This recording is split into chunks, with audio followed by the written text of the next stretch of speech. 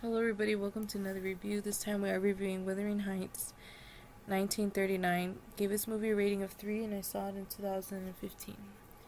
Wuthering Heights, ha, if you say so. The viewers are going to be divided into two camps, those who have read the book and those who haven't.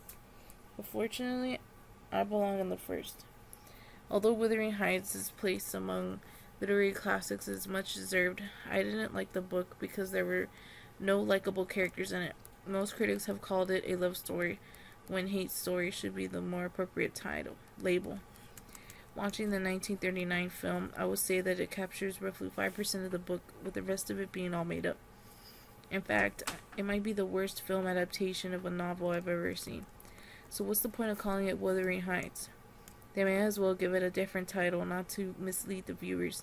Maybe that explains why the movie wasn't such a box office draw when it first came out and had to be released at a later date. I have a mixed opinion of Lawrence Oliver. There are times that he can act, but there are times that he really belongs in the theater. In Wuthering Heights, he fails miserably at capturing who and what Heathcliff is all about. Instead, Lawrence gives a sensitive, passionless portrayal of Heathcliff that is completely and totally unlike him. That's why I wanted to yell at him. You missed the point. The real Heathcliff would have made Oliver's life a personal hell for such a laughable imitation. That I guarantee. On the other hand, his co-star Merle Albertson is no Catherine. So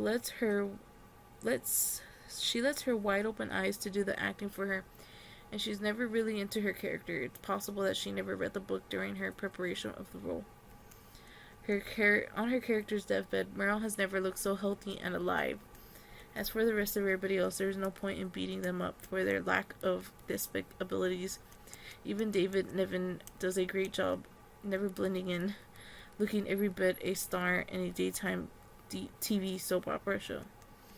There is no passion, depth, or understanding in any of their characters. They are just given a script and asked to follow along with the show. Like I said before, the movie only captures a smattering of Emily Bronte's story.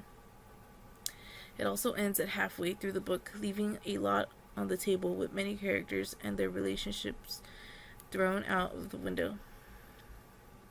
So there is no point in trying to compare and contrast these two.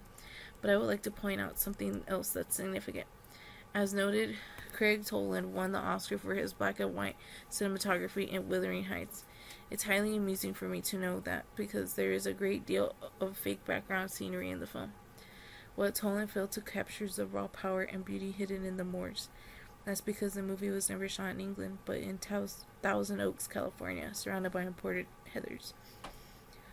Also, there is no sense of isolationism among the characters. All in all, everybody should have taken the risk by allowing Wuthering Heights to be filmed the way as it was intended to be. Thank you so much for watching. I appreciate it. We'll see you all next time in another movie review. Thank you. Bye-bye.